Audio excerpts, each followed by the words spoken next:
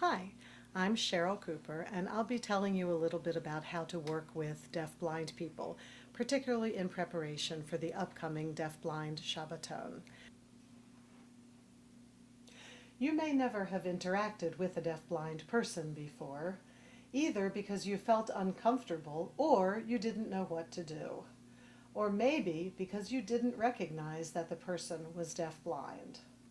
Hopefully, this session will change that.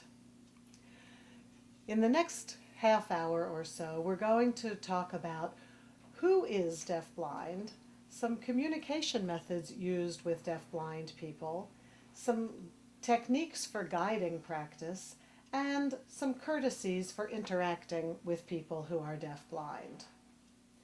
Let's start with looking at who is deafblind. The truth is, it depends.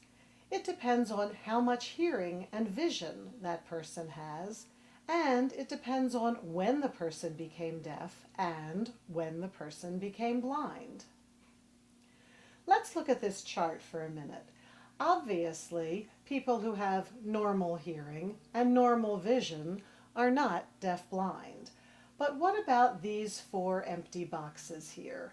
What about a person who is totally deaf and totally blind? What word would you put in that box?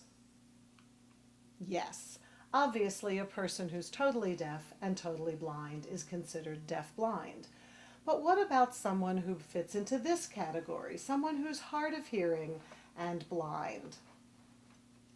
Surprisingly, that person is also considered deaf-blind because they're hard of hearing and we need to accommodate for their hearing loss, and they're blind and we need to accommodate for their blindness. That person might need preferential seating or special equipment for hearing, or they might need a script, and so we include these people as deaf-blind.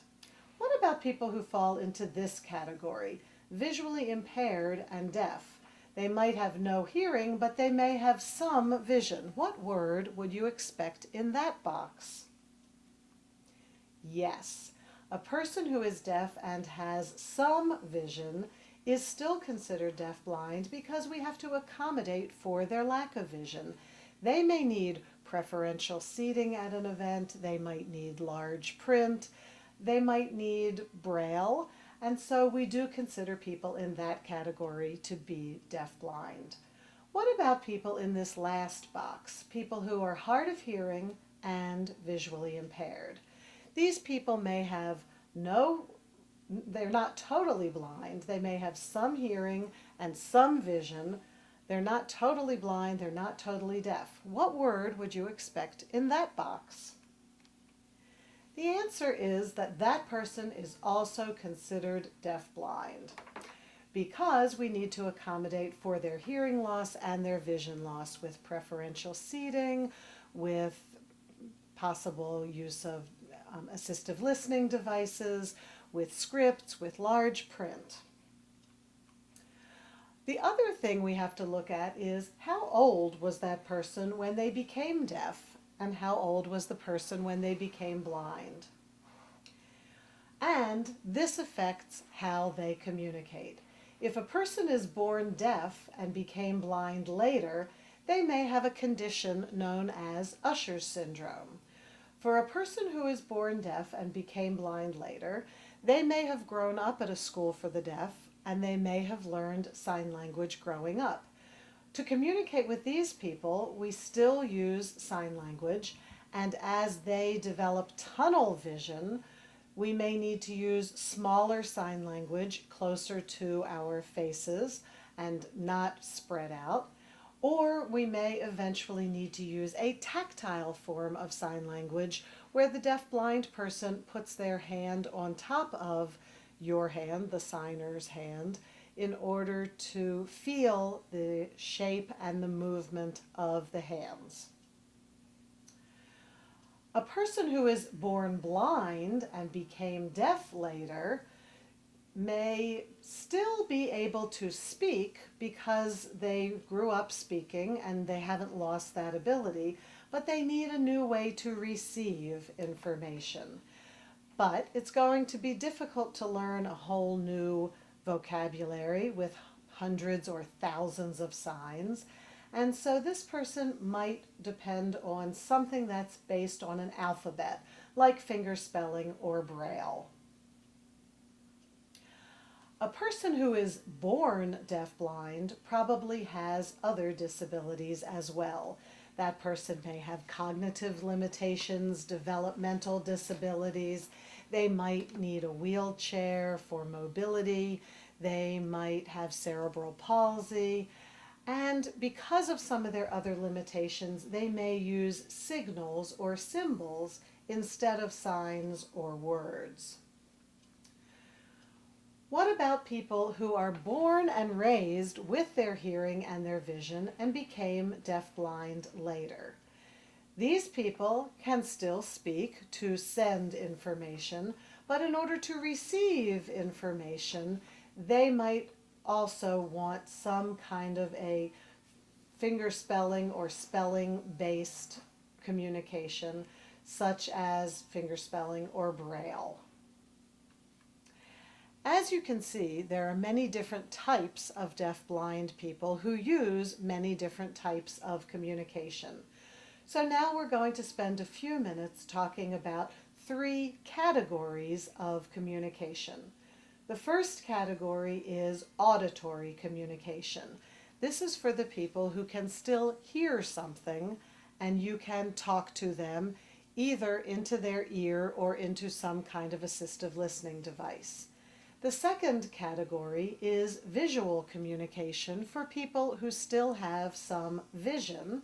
And the third category is called tactile communication for people who have no hearing and no vision and who need to depend on their sense of touch to receive information.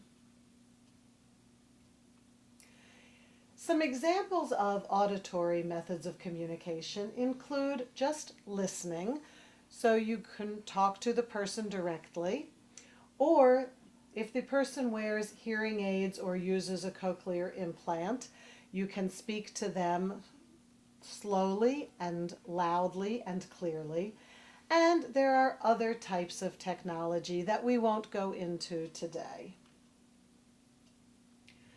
For the person who has no ability to hear, we depend on visual communication methods.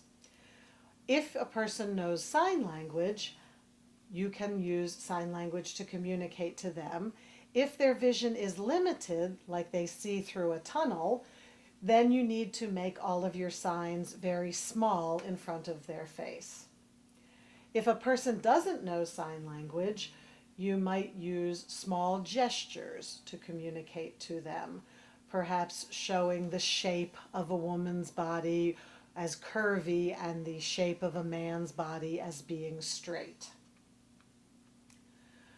Printing on paper is another way to communicate to people who have some vision, and you want to make sure to use a fat, dark marker on light colored paper for best contrast. Some deafblind people will use a piece of technology such as an iPad or another kind of tablet, and you can type messages back and forth. For deafblind people who know sign language and can still see a little bit, we use something called tracking sign language. This is where the deafblind person holds the signer's wrist, and when the wrist moves up, the deafblind person's eyes move up and they follow it. And when the wrist comes down, the deafblind person's eyes move down. And so the deafblind person is actually watching the signs being made, but they're holding on to the signer's wrist to know when to look up and when to look down, depending on the movement and location of the sign. There are also several types of devices that have large print displays. We also sometimes use whiteboards when we don't have other kinds of technology available. In this picture, you can see the deafblind gentleman is holding a whiteboard in his hand, and he's just read the message on it, and now he's using a paper napkin to wipe the message off. Outside of the picture is his interpreter, who is also writing on a second whiteboard, and while she is writing on whiteboard number 1, he is reading whiteboard number 2. He wipes it clean and passes it back to her, and then she passes him the other whiteboard where she has just finished writing. So they pass the whiteboards back and forth.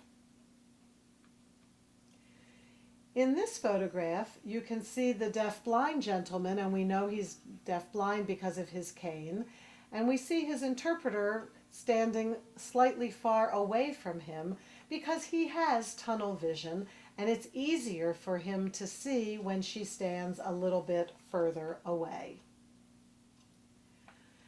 For the person who has no vision and no hearing, we depend on tactile or touch methods of communication. One method of communication we use is called print on palm, where the person like yourself might print the letters of the alphabet directly into the deaf-blind person's non-dominant hand. So if the person is right-handed, you would print capital letters into their left hand.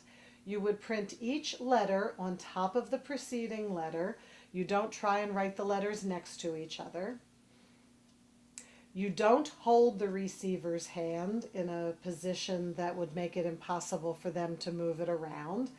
And you want to make sure that you're sitting or standing at a comfortable angle, which might mean changing seats or seating angle so that you are both comfortable. To do print on palm, you would follow these directions. For example, in the letter A, you see that it goes up, down, and across.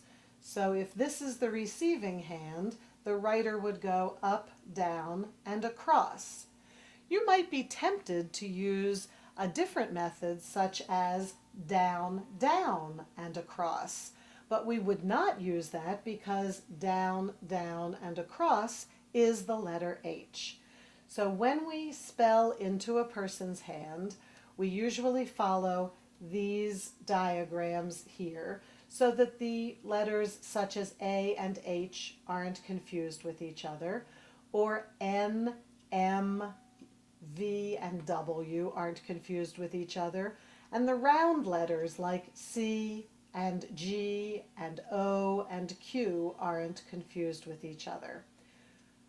Most of these letters are just one movement, but some of them, such as the A, the B, the D, are two separate movements. For example, for the letter D, you would use the straight line, pick up your finger, and do the loop.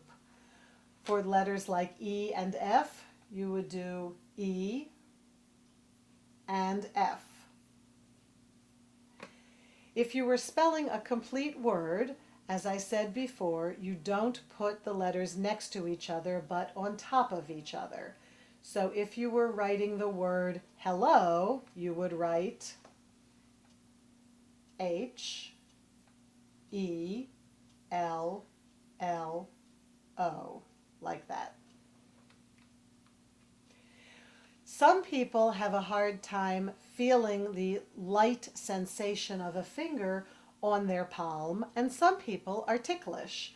In that case, we might just print on their back, or we might use a closed pen to print on the person's hand. So you take a pen and print H, E, L, L, O. In the event of a big emergency, you take your finger and print a large letter X across the deaf-blind person's entire back. This will be demonstrated later. You would do this in a truly life-threatening situation, such as September 11th, when there may have been deaf-blind people in the World Trade Center and you needed to tell them, hurry up, let's go, I'll take you to safety, and I'll explain the situation later. Other tactile communication methods include Braille cards or alphabet cards with raised letters, where you might just move the person's finger around the card to touch the shape of the raised letter or the braille. So if you had a card that looked like this, you could just move the person's fingers to touch the H, E, L, L, O, and the person would feel the braille under their fingers and be able to understand the message you were sending. In this case, you do not need to know any special type of communication method because you can also read the print.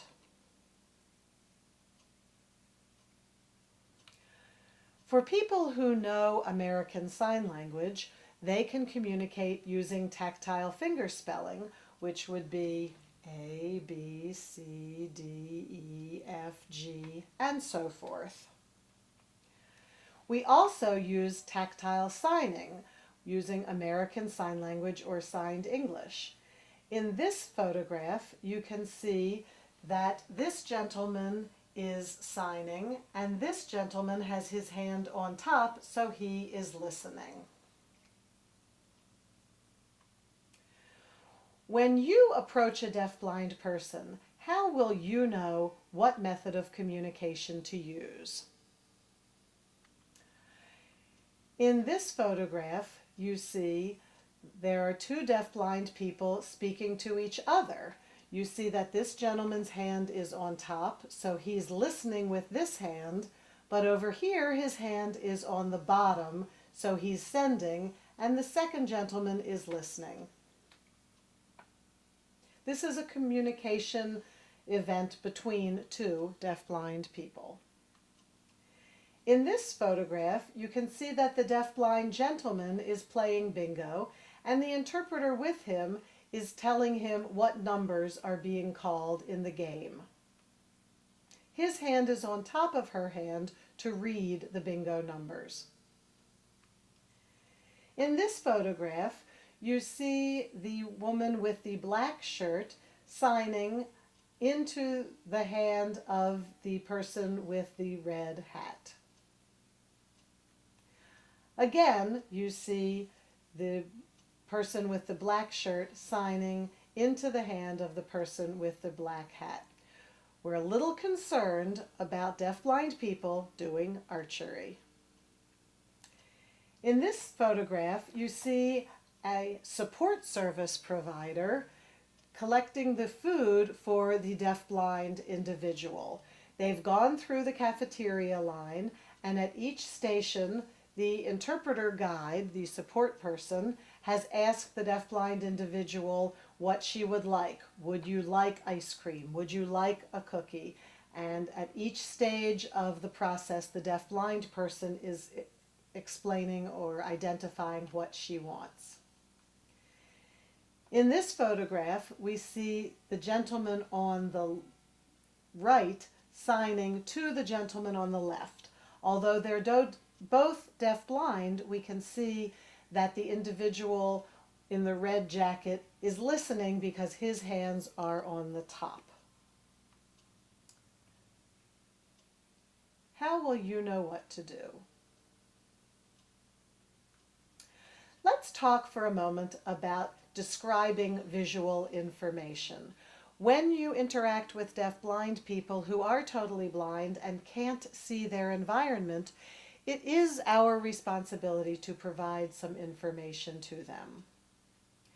First of all, we need to remember that not all people with vision loss have similar vision. Some people can only see close up, some people can only see far away, some people have tunnel vision and they can only see what's in the center of their field of vision. Some people have other types of vision loss where they can't see what's in the center, they can only see what's around the edges. So it's important to recognize that each deafblind person's vision is different. When we need to convey visual information, there are a few key concepts we need to remember. First of all, we want to maintain a philosophy of empowerment. We don't want to do everything for the deafblind person. We want to give them as much information as possible so that they are empowered to make their own decisions. We want to be non-judgmental. What if something that you think is disgusting is something that they think is really interesting or unique or good? Therefore, you want to use descriptive words that don't show judgment. Instead of saying she's dressed very inappropriately or she's dressed much too sexy, you might want to say she's wearing a very short, tight red dress with a very low-cut neckline. Let the deafblind person decide for themselves if they think that it is attractive or inappropriate. When you're describing the surroundings, you want to identify the pieces that might be important in the setting. There might be things going on that are irrelevant that don't need to be described to the person, and you want to make sure that you identify the most important things that will affect their decisions while they are in the situation. Let me give you a few tips for guiding a deafblind person. Look at the picture here in the diagram, and you can see that the sighted guide is walking in front and the deafblind person is slightly behind, holding on just above the guide's elbow. This is the correct way to guide a deafblind person. Here are some guiding techniques that you might find helpful. Remember, our goals are to empower, inform, and give the deafblind person as much independence as possible. Again, this is the correct grasp for guiding a deafblind person. The guide stands with their arm extended down, and the deafblind person holds the arm using what we call a letter C hand shape just above the guide's elbow. You walk in that way, and when you go through narrow passageways, the guide moves their elbow behind them, and that's a signal to the deafblind person to walk in a single file line. We use that single file line when we go through narrow passageways or doorways. When going down the steps, the guide goes first and places the deafblind person's hand on the railing of the stairs. This gives the deafblind person support and information as to whether the steps are going up or down, and it also gives them some security and stability to hold on to while also holding on to the guide at the same time. We won't be using any escalators during the deafblind Shabbaton. When helping a deafblind person into a chair, the appropriate method is to take their hand and place it on the top of the back of the chair. The deafblind person will then use their other hand to feel around in the seat and make sure that there's nothing dangerous there, and they will be able to seat themselves. You never want to push a deafblind person into a chair. If you're guiding a deafblind person into a bathroom, you can just drop them off at the front door of the bathroom. They will be able to use their cane or their hands to tap around or feel around in the room to find their own stall and do their business privately. You do want to be aware of overhanging objects, not in the bathroom, but in other locations, such as roofs or tree branches that might be hanging low. And as you're guiding the deafblind person, lean forward. When they feel your torso leaning forward, they will also lean forward to protect their head. If you see protruding objects like water fountains or trash cans in the hallways, use the single file line approach where you bring your elbow behind you and move the deafblind person out of any potential danger walking into water fountains or trash cans. Here's a picture that shows how to guide multiple deafblind people. The woman in the front, wearing all black, is the guide, and the other two individuals are both deafblind. They're walking in what we call a train. She's guiding two deafblind people at once, and they all have their shoulders, their hands on each other's shoulders. The next piece of our presentation is just a few courtesies for interacting with people who are deafblind. First of all, with respect to time and space, remember that everything takes longer in the deafblind world. You want to walk more slowly, talk more slowly. If you know sign language, sign more slowly. If you're reading something to someone, read it more slowly. And if you're taking them around to show them something, you want to allow them the time to explore slowly. Remember also that things like papers and books that are written in Braille take up more space. If you've ever seen anything written in Braille, you'll notice that it's very puffy. A couple of suggestions about appropriate manners. Don't handle a deafblind person. She or he is not an object, and their hands aren't either. Don't put their hands on different things without discussing with them first what you're going to do. If you're trying to have a conversation with the deafblind person, be on the same level with them. If they are sitting, you sit. If they are standing, you stand. Don't leave the person wondering. If you're interacting with them and you are distracted and need to walk away, don't just walk away. Make sure you tell the person that you're leaving. And if you say you're going to come back, you really need to come back. Don't leave the person wondering when you're going to be back. Get the person's attention before you begin to communicate.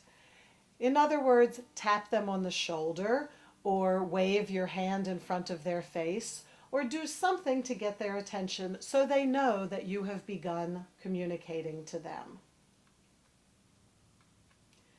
If you need to interrupt when a deafblind person is in the middle of doing something else, there is a special system for doing that.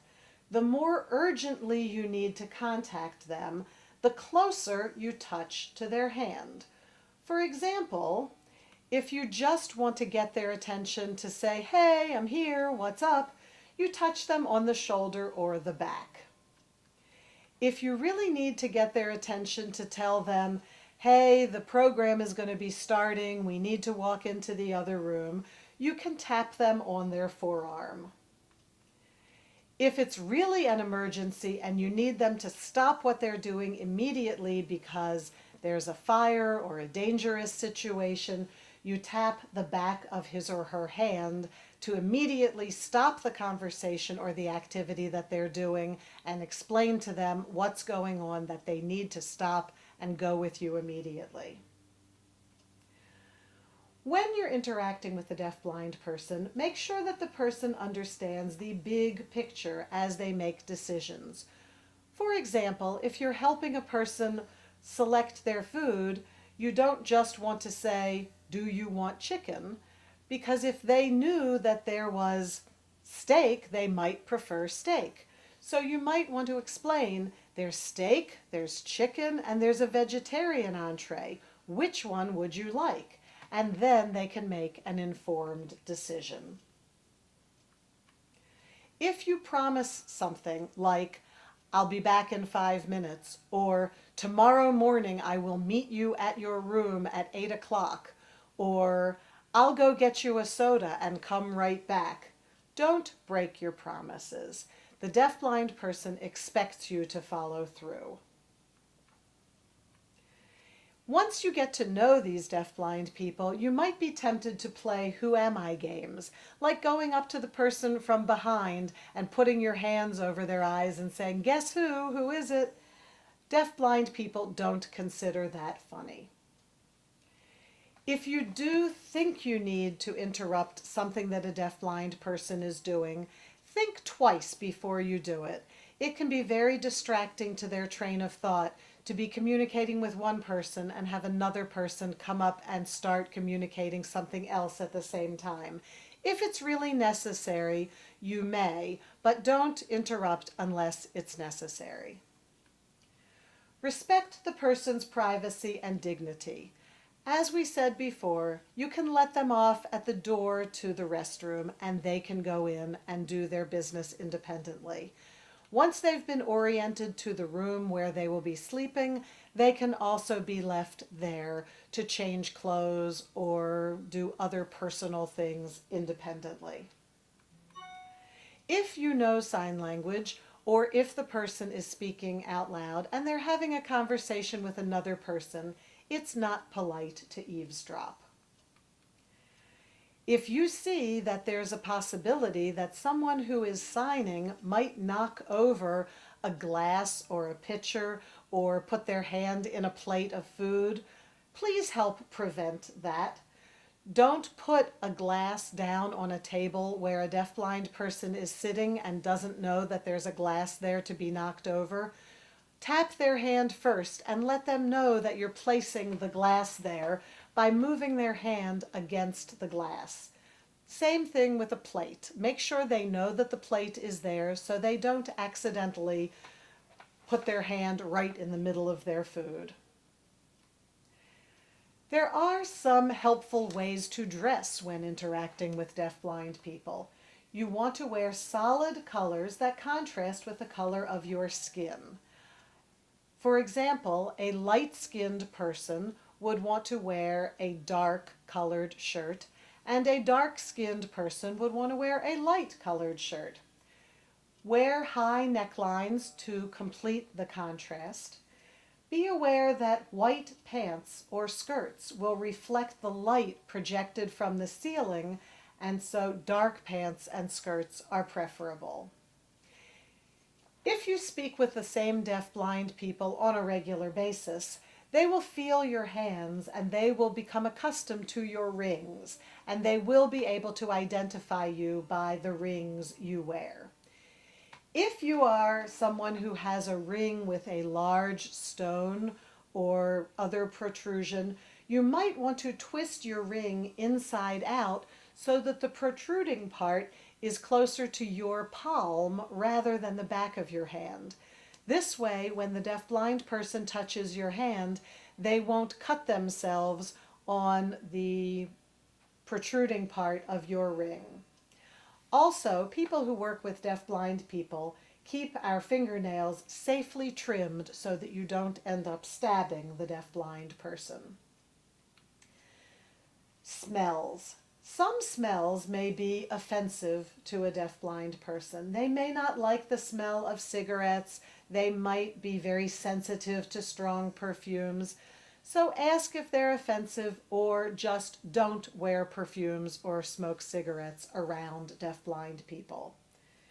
Because you may be working in close proximity to the deafblind people, they will be able to smell you. So keep your hands, hair, and breath clean and fresh. Be aware that you will be identified by your smell. Touch. Touch brings the most important information. It brings social, communication, and cultural information. When you meet a deafblind person and know that you might interact with them regularly, you might create a signature touch. You might go up and pinch the back of their neck gently, or run one fingernail down the side of their arm gently, or do a triple tap on the side of their shoulder. And they will always know that when they feel that signature touch, it means you. Obviously, the first few times you do it, you need to do your signature touch and also say or spell your name. But once you've done it a few times, they will remember you. Be aware of how much touch a deafblind person wants or feels comfortable with. Most deafblind people do feel comfortable with more touch than people who aren't deafblind, but that's not true for everyone. If you notice that the person is very touchy-feely, then you can reciprocate. If you notice that they're not, then you should respond in the same way.